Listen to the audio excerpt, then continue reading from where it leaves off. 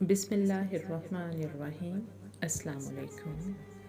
آج کی ویڈیو میں ایک بھائی کا مشاہدہ شیئر کیا جائے گا کہ کیسے درود خضری پڑھنے کی وجہ سے ان کو ڈپریشن سے نجات ملے۔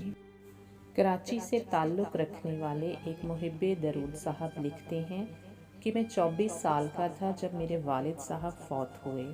وہ ایک سرکاری ملازم تھے، ڈیوٹی پر جا رہے تھے، راستے میں ایکسیڈنٹ ہوا اور 3 دن بعد فوت ہو گئے۔ والد کی وفات سے میں ڈپریشن میں چلا گیا، کیونکہ میرے والد صاحب مجھ سے بہت محبت کرتے تھے، میری ہر خواہش پوری کیا کرتے تھے، میری ہر بات مانتے تھے، ہر کام میں میری مدد کرتے تھے۔ والد کی وفات کے صدمے کو میں برداشت نہ کر سکا اور ڈپریشن میں چلا گیا، جس کی وجہ سے میں بالکل سوکھ گیا۔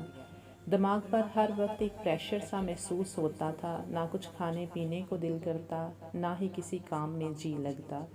دن رات روتا رہتا تھا، نیند اچاٹ ہو چکی تھی، عجیب عجیب وسوسوں میں گھرا رہتا تھا۔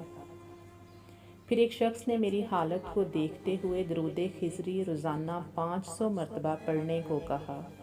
میں نے درود شریف کا سفر شروع کر دیا اور باوضو ہو کر روزانہ 500 مرتبہ درود خضری یقین کامل سے پڑھتا رہا۔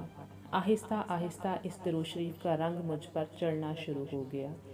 میں خود کو پرسکون محسوس کرنے لگا، سر اور کندھوں سے ایک بوجھ اترتا محسوس ہوا، اور پھر 2 ماہ کے اندر اندر مجھے ڈپریشن سے مکمل نجات مل گئی۔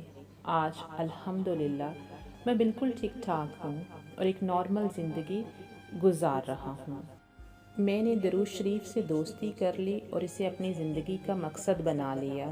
پہلے میں 500 مرتبہ پڑھا کرتا تھا، اب میں روزانہ 1000 مرتبہ درود خضری پڑھتا ہوں۔